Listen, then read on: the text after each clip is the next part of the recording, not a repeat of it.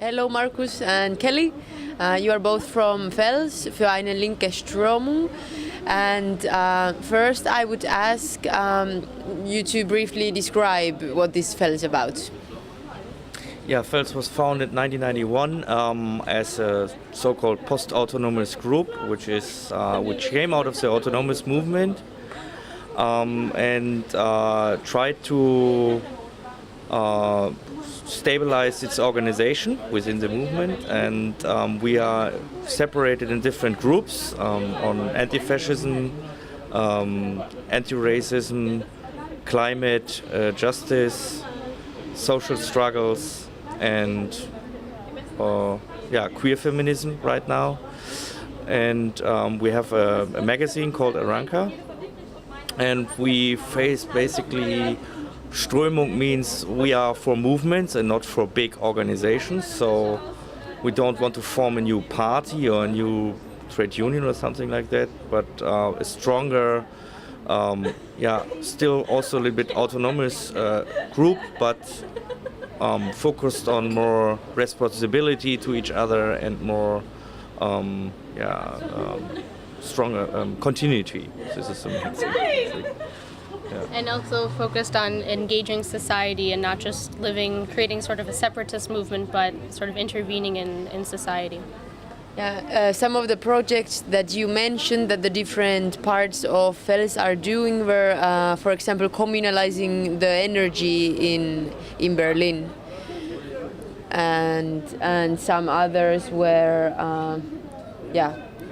that was basically it. And I want to recognize that you say that you were also taking part of the basic income initiatives already in the 90s. Yeah. The social struggle group basically was set up a big congress in the end of the 90s, 1999, which was called Existenzgeld Congress, a congress on basic income. A discussion where we're still like today, is it possible in a changing economy to hand some money to people in order to survive instead of running for jobs who are not there because the factories are closed or things like that. So the productivity is quite high. So, and you are now conducting a militant investigation in a job center in Neukölln, which would be like a new factory of today. Can you tell more about that project?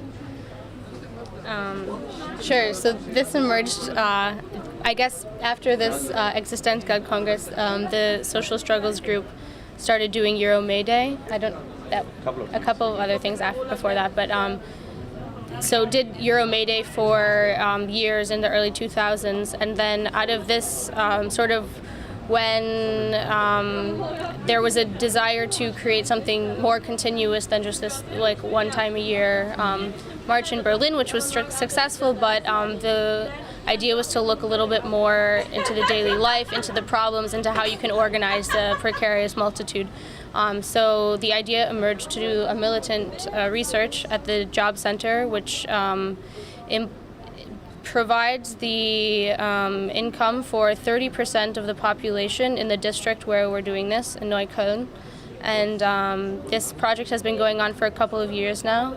A brochure was published last December showing sort of the results from the first investigation. And what we realized was the job center is basically a machine that creates very individualized, dependent, precarious workforce.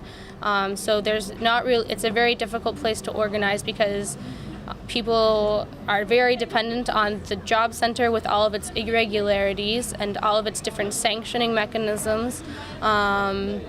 And there's no real incentive to work together.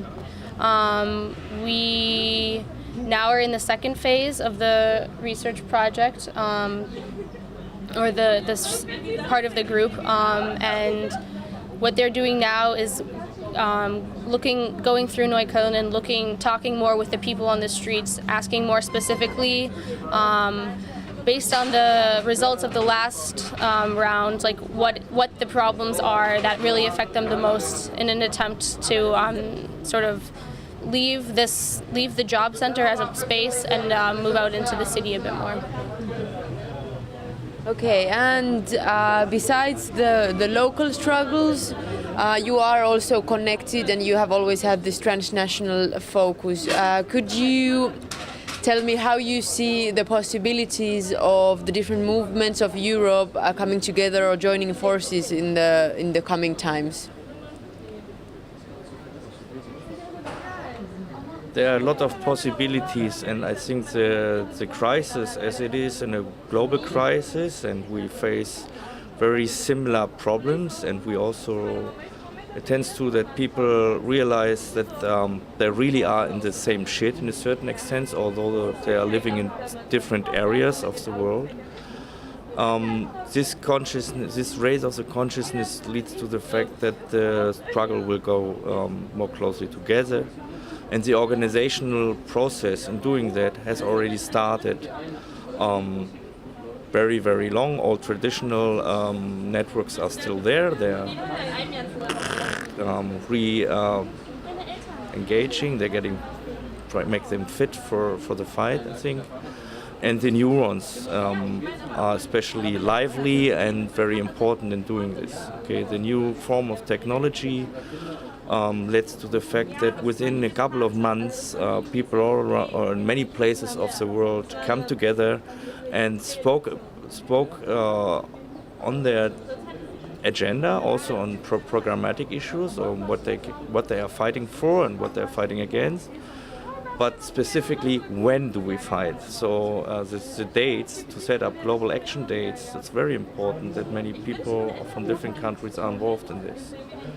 And they've developed common visions and common ideas, I think, and this is quite strong, unique a little bit.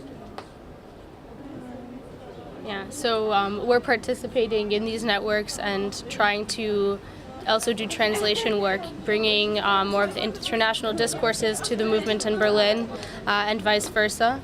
And one of the things that we're trying to do in the upcoming months in preparation for sort of bringing a delegation, in a sense, from Berlin to the meeting in Madrid in November is to hold different meetings to talk about democracy and commons and what relevance these have for movement here, and also just to start debates.